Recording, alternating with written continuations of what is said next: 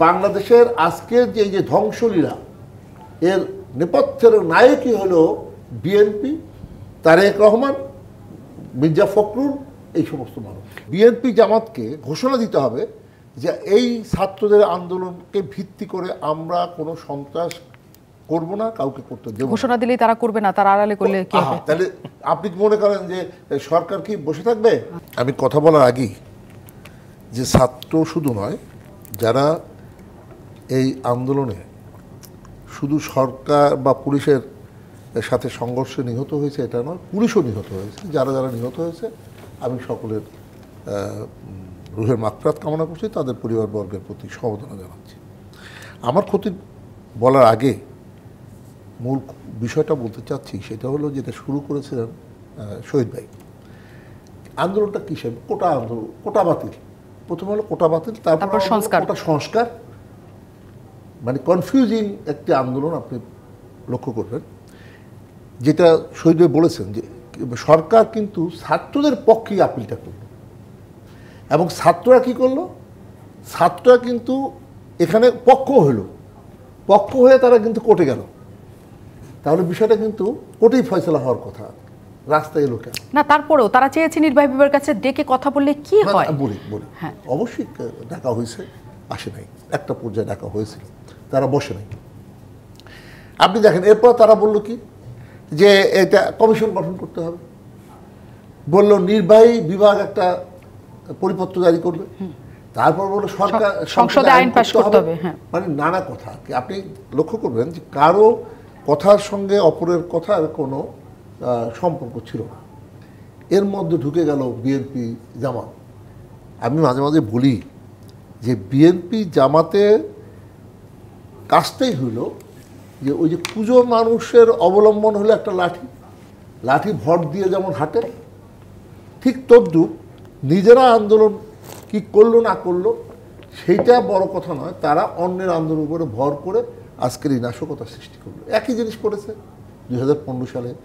শহীদ ভাই বলেছেন সেই ইয়েতে কি হয়েছিল 2013 সালে 5 মে তারিখের হেফাজতে সেই স্টেজে আমরা দেখলাম বিএনপি নেতাদের বসা, বড় বড় সব নেতারা স্টেজে। মনে হইল যেন হেফাজত কালকে ক্ষমতা দখল করে ফেলতেছে, বিএনপি ক্ষমতা চলে যাচ্ছে।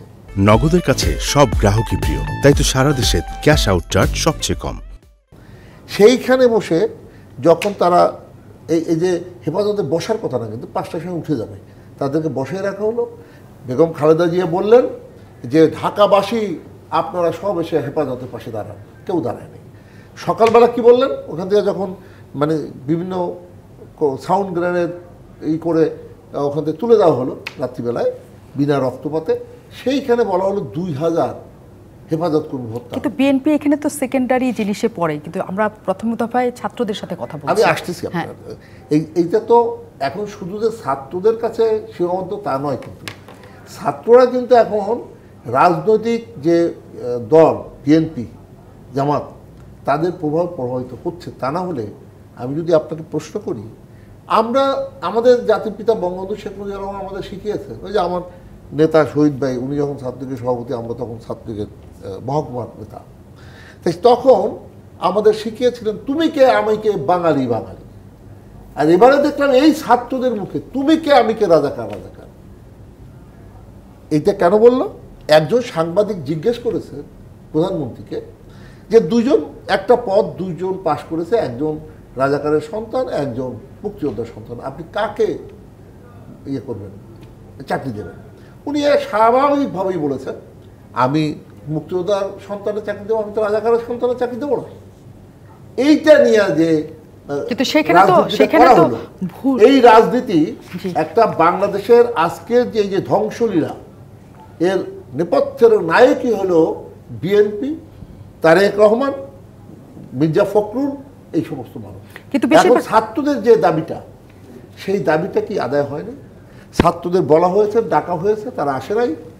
তারপরে আপিল বিভাগ যেটা করলো, সেই আমি তো মনে করেছিলাম যে আপিল বিভাগে যেটা ছাত্ররা রাজি হতো, আমি যেটা মনে করি যে তারা 80% রাজি হতো। বিএনপি এবং জামাত মিলে 11 বছরে 10টা এরকম ঘটনা ঘটলো। 2015 সালে কত শত মানুষকে হত্যা করলো, 92 জন ড্রাইভার হেল্পারকে নিশ্চয় বিএনপির হিসাব নিকাশ যদি আমরা পড়ে নিই, আমরা যেহেতু ছাত্রদের কথা বলছি, তার মানে আলোচনা তো হতেই হবে এবং আলোচনা ব্যতীত কোনো মানে যুদ্ধ, বড় বড় যুদ্ধ কিন্তু টেবিলেই সমাধান হয়, সেটা ঠিক আছে। কিন্তু আপনি একটা জিনিস লক্ষ্য করবেন, ছাত্রদল ছাত্র শিবির সমর্থন দেওয়ার পরেই কিন্তু এই সন্ত্রাসটা শুরু হয়েছে। তারপরে এখন যেটা করতে হবে, আমি যেটা মনে করি সেটা হলো বিএনপি জামাতকে ঘোষণা দিতে হবে যে এই ছাত্রদের আন্দোলনকে ভিত্তি করে আমরা কোনো সন্ত্রাস করব না, কাউকে করতে দেব না। ঘোষণা দিলেই তারা করবে না, তারা আড়ালে করলে কি হবে? তাহলে আপনি কি মনে করেন যে সরকার কি বসে থাকবে? আচ্ছা, আপনি সন্ত্রাস করবেন, এদের মানুষ পোড়াবে, গাড়ি পোড়াবে, সে সুযোগটা না দিলেই তো হয় সরকারের তরফ থেকে। সেটা কি আর হবে? তারা সরকার বসে থাকবে? বসে থাকবে না। সুতরাং এখানে পরিষ্কার তাদের ঘোষণা করতে হবে বিএনপি এবং জামাতকে যে এই চলমান পরিস্থিতিতে ছাত্রদের দাবি নিয়ে আপনারা সমাধান করেন, আমরা এই জায়গাটায় কোনো ধরনের উস্কানি দেব না এবং কোনো ধরনের সন্ত্রাস আমরা করবো না। ঘোষণা দেব, দেখেন আলোচনা কীভাবে হয়। আমরাও চাই যে তাদের ঘোষণার আগে আপনারা ছাত্রদের সাথেও নিশ্চয়ই বসেন, তারা কি চায় স্পষ্ট করে সেটা জানলে নিশ্চয়ই সংকট ওই পর্যন্ত যাবে না, যতদূর গেলে অনেক প্রাণহানির ঘটনা ঘটে। নিশ্চয়ই আমরা সেটা চাই না। অনেক ধন্যবাদ সাথে থাকার জন্য।